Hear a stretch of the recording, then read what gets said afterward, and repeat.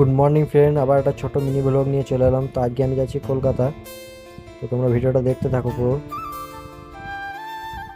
তো একটু টিফিন করে চেয়ে পড়লাম আবার কাস্টমারের বাড়ির কাছে যাওয়ার জন্য। তো ফাইনালি কাস্টমারের বাড়ির কাছে চলে এলাম।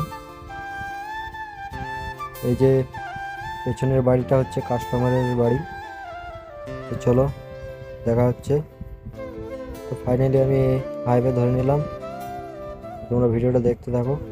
বর্ধমান যেয়ে দেখা, আমি এখন চলে এলাম বর্ধমান সিএনজি পাম্পে। তো সিএনজি একটু নিয়ে নিই। এই যে সিএনজি লাগিয়ে দিল, ফাইনালি সিএনজি ভরা হয়ে গেল। তো আমি বেরিয়ে পড়লাম বর্ধমান থেকে। চলো শক্তিগড় দেখা হচ্ছে।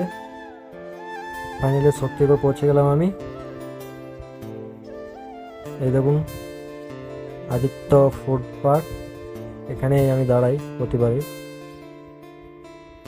খাবারটা ভালো, এত গরম আজকে কি বলবো, থাকা যাচ্ছে না, এত গরম। তো ফাইনালি ডানকুনি টোল চলে এলাম। এই যে ডানকুনি টোল পেরোচ্ছি এখন। এখন চলে এলাম আমি সোলপে এসে প্রচুর জাম, মোটামুটি তাও আমি 10 মিনিট জাম পেয়েছি। 10 মিনিট জামের মধ্যে বেরিয়ে গেলাম। তো এখন হয়ে গেলাম সেকেন্ড ব্রিজ, দেখতে পাচ্ছেন দ্বিতীয় হুগলি সেতু পেরোচ্ছি এখন। এই যে পাশে আছে গঙ্গা, দেখতে পাচ্ছেন আমার ডান দিকে গঙ্গা।